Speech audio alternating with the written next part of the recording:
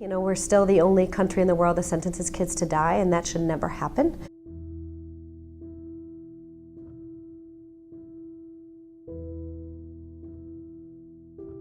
I don't think juveniles should be sent to adult prison at all, even if they are treated in the criminal court. There's a lot of kids in the system who don't actually pose a public safety risk. And given what we know about the impact that commitment has on kids, it should only be used in situations where you absolutely have to be removed from the home. We just find this to be horrible. You know, these are young people, they need guidance, they need services, they need the rehabilitative nature of juvenile court to get back on track. And if you are doing good, don't look for this type of life because it's not good, it's not meant for human to be living.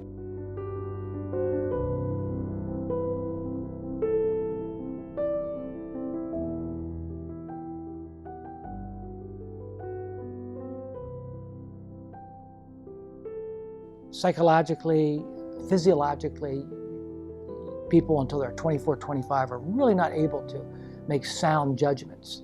Some of the research around brain development has really helped to identify that some of the activities, the things that young kids get involved in are really more developmental in nature and are reflective of maybe a little bit of growth still yet to occur.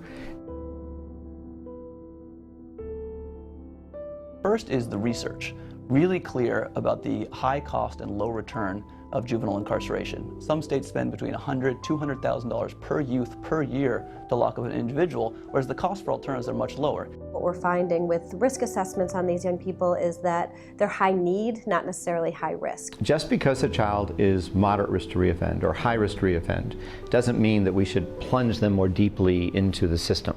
It means that we need to be even more careful about what the plan would be, the case plan would be, for how we would treat them in terms of their disposition. When incarcerated, juveniles are less likely to return to and complete their high school education and are more likely to continue to live a life of crime. I mean, the effects of the system are not good. You don't come out of the juvenile system better by any means. There's a certain amount of tainting that occurs when a young person comes into a system they don't need to. They're labeled in the school environment, labeled in the community as the kid who's involved in juvie, quote unquote.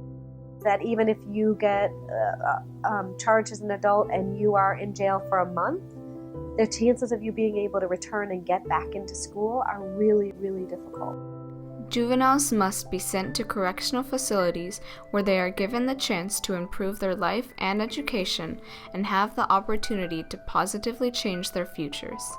In prison, the juveniles don't learn the life skills that they will need when they are released. That is why privately run programs such as Our House are needed as alternatives to typical incarceration facilities. Benny Benvenu is the director at Our House, a community-based program that teaches at-risk youth important job skills for their future and provides them with an education. Our House is a job training program where the young men ages 16 to 21 come from all over the state of Maryland and from DC. And during the daytime, they learn the trades, construction trades, small engine repair, woodworking and shop. And so they do that 8 hours a day like a regular work day. And then at nighttime, we have their high school classes for them. I got kicked out by house. So when I went to go see my probation officer, they sent me to DSS for real. And DSS brought me here the same day. And I've been here ever since. Programs like these teach kids skills that are essential for reentry and reducing recidivism. You can get your GED here. You can learn new trades, stuff like that for real. You can make money here. When you leave here, all the money that you made, all of it add up for real. Silver Oaks, a private staff-secure facility licensed by the Maryland Department for Juvenile Services, is the model for justice programs run by the state. So if you go to Silver Oak, and again, Silver Oak's the exception, you can earn high school credits because it functions as its own school. You can graduate from high school. They will help you get set up with the local community college, so you can enroll in community college. They have kids who are there applying, like taking the SAT and the ACT and then applying to college, and they've had a bunch of kids get scholarships, academic and athletic scholarships. So that, they're doing it. However, most state and government programs don't provide the same opportunities for children to get an education in prison. Organizations such as Free Minds take it upon themselves to provide services to help incarcerated youth re-enter society. I've been locked up 10 years. Very first time being locked up, but to get back into society was very, and still is, a little shocking because a lot has changed. And with Free Minds, I'm learning how to express my fears without deal with dramatic, negative way. Free Minds encourages incarcerated youth to use poems and creative writing to transform their lives. The program helps youth get back on track and set goals for the future. I just recently learned something new about myself, as far as I didn't know I could write poetry.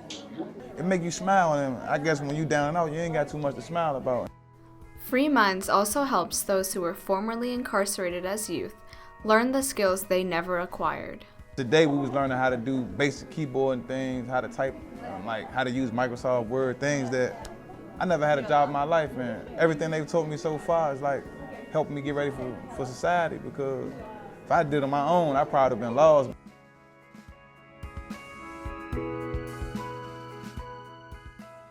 So I hope we can work together this year on some bipartisan priorities like criminal justice reform. The United States incarcerates more kids than anywhere else in the world, really, and punish them more severely.